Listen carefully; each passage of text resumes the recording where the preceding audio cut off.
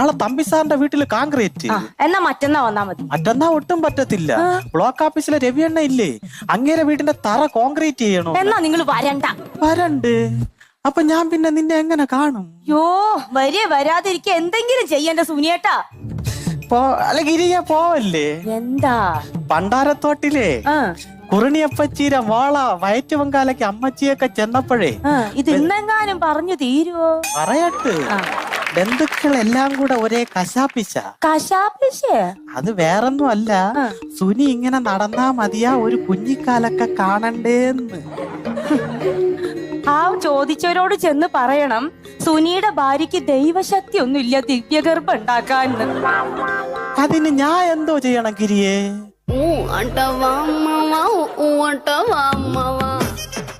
ചേട്ടപ്പ എന്തിനു പോണ്? പണി ചെയ്യാൻ പോണ്.